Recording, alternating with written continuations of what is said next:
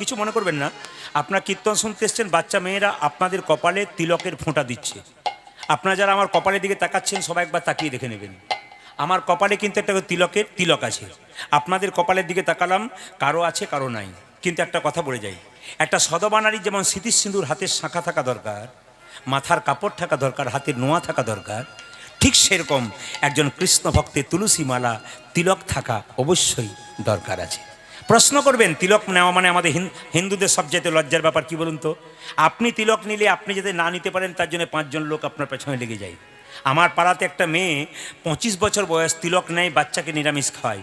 পাশের বাড়ি মেয়েরা বরাবরই করে, বাবারে হারাধনের বইয়ের কি ঢং দিদি, এ বোধহয় ভগবানকে আগে পেয়ে যাবে। সবচাইতে লজ্জা আমাদের এইটাই যে আপনি যদি হরিনাম করব বলেন, আপনার পেছনে 5 জন লেগে যায় যাতে হরিনাম না করতে পারে। অন্য ধর্মের মানুষ দেখুন, একজন যদি ধর্ম করে, একজন বলে তোর পাশে আমি আছি, আমি করবো, কি হবে তুই করে যা। কেউ যদি তোকে বলে কিছু, আমি দেখে নেবো। সবচাইতে লজ্জার ব্যাপার, আমাদের সাধুগুরু বৈষ্ণব রাস্তা দিয়ে পেরিয়ে যায়, তাকে কত অপমান করা হয়, অথচ আমরা হাহা করে হি হি করে হাসি। একবার ভাবি না যে আমাদের পায়ের তলা থেকে আমাদের মাটিটা নষ্ট হয়ে যাচ্ছে। সবার কাছে নিবেদন রইল, মায়াপুর নবদ্বীপে যাবেন, বিদেশ থেকে বাচ্চা ছেলেগুলো এসে কি বলে জানেন? হরে কৃষ্ণা হরে কৃষ্ণা। ওরা দেখবেন হরে কৃষ্ণ বলতে পারে না, হরে কৃষ্ণ বলে। সবচাইতে দুঃখের কি ব্যাপার কি জানেন? ওরা বলতে পারে না তবু বলে, আর আমরা বলতে পারি তবু বলি না। এইটাই আমাদের হিন্দু ধর্মের সবচাইতে লজ্জার ব্যাপার। শুধু কীর্তন নয়, হিন্দু সনাতন ধর্মকে জাগরণ করতে হবে, হিন্দুত্বকে জাগরণ করতে হবে, সব ধর্মের মানুষকে সম্মান দিতে হবে, সম্প্রীতি বজায় রাখতে হবে। কিন্তু মহাপ্রভুর দেওয়া এই ধনকে রক্ষা করার দায়িত্ব প্রত্যেকটি হিন্দু জাতির আছে। তাই বারবার বলবো, এক পকেটে যদি গীতা রাখেন, এক পকেটে মোবাইল রাখবেন। একটা কথা আছে, কিছু খাও আর না খাও, প্রথমে খাবার আগে খাও একটু তিতা, আর কিছু পড়ো আর না পড়ো, পড়ো একটু শ্রীমদ্ ভাগবত গীতা। মায়েরা, টাকার উপর একজন মহাপুরুষের ছবি দেখা যায়, ওর নাম কি? জোরে বলুন, ওনার নাম কি? টাকার উপরে নেতাজি। যাক, আপনারা ভাগ্যে এসেছিলেন, আমার জানা ছিল না। নেতাজি সুভাষচন্দ্র নয়, মহাত্মা গান্ধী। এই মহাত্মা গান্ধী ব্যারিস্টার ছিলেন এলাহাবাদ কোর্টের, কিন্তু তিনি সকালবেলায় ঘুম থেকে উঠে গীতা পড়তেন। তিনি বলতেন, গীতা আমার মা, আর গর্ভে আমাকে জন্ম দিয়েছে উনি একটা মা। লক্ষ্য করুন মায়েরা, এই এত এত মহাপুরুষ গুলি খেয়ে মারা গেছে, কিন্তু মহাত্মা গান্ধীকে গুলি খেয়ে মারা গেছিল মহাত্মা গান্ধী। কার গুলি বলুন তো? নাথুরাম গডসের গুলিতে দুবার গুলি খেয়েছিল। আর মৃত্যুর সময় কি বলেছিল বলুন তো? কোনো মহাপুরুষ যা বলে নাই, তিনি বলেছিলেন রাম রাম রাম, মৃত্যুর সময় বলেছিল। তাহলে লক্ষ্য করুন মায়েরা, ভগবানের সঙ্গে যদি কেউ সম্পর্ক রাখে, তবে মৃত্যুর সময় সে ভগবানের নাম করতে পারবে। আর যে সম্পর্ক রাখতে পারবে না, সে নাম করতে পারবে না। ও মা, একটু লক্ষ্য করুন, তিলকের কথা যখন বললাম, সবাই তাকান।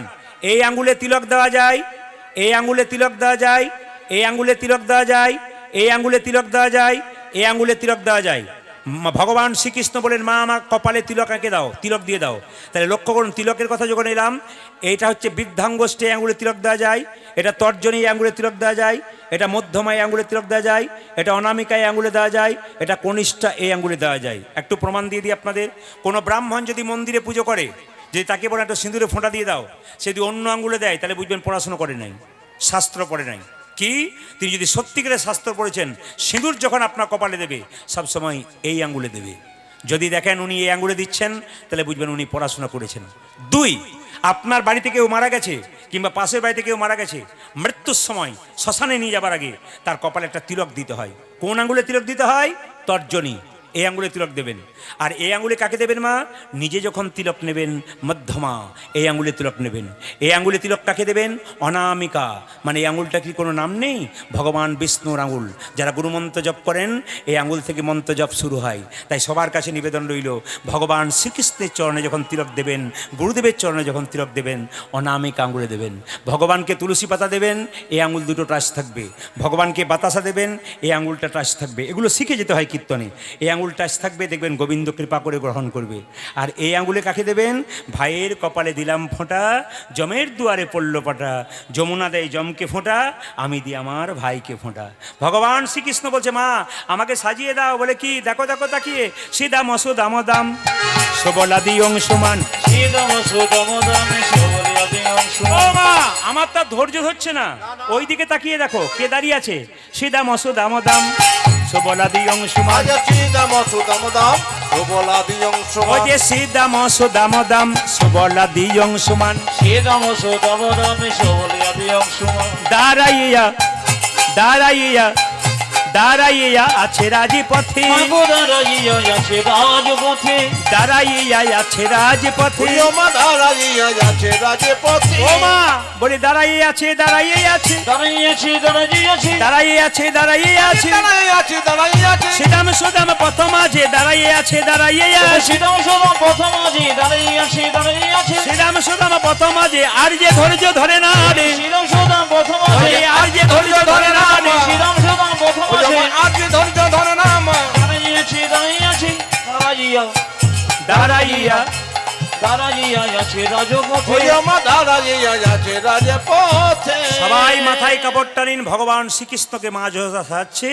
গোষ্ঠে যাবার জন্য সবাই মিলে দর্শন করুন একবারে কাপড় মাথার কাপড় সুন্দর করে নিয়ে বাবু হয়ে ভগবানকে মা সাজাচ্ছে ওগো নন্দরানী কৌতূহলে আমার গোপাল এলো ইয়া কোলে উলধ্বনি উলধ্বনি উলধ্বনি উলধ্বনি হ্যাঁ এই এই এই এই এই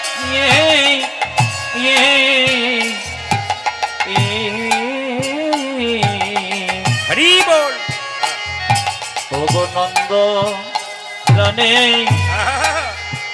কত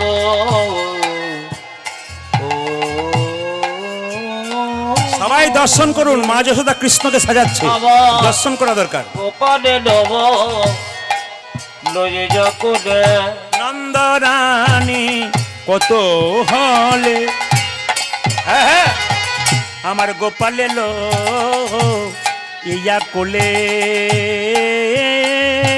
আজ নন্দ টানে কত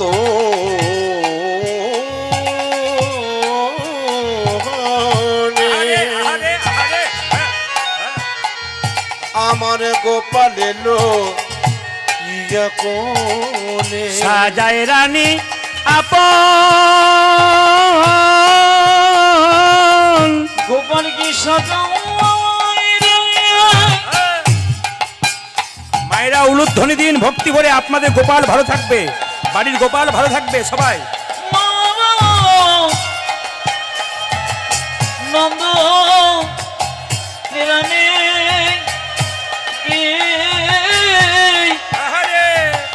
ওগো সাজায় মন সাধে সাজাই রানী মনে মন মন সাজে আজ সাজাই রানী আপমনে মন সাধে বলি সাজায়ে দেই মা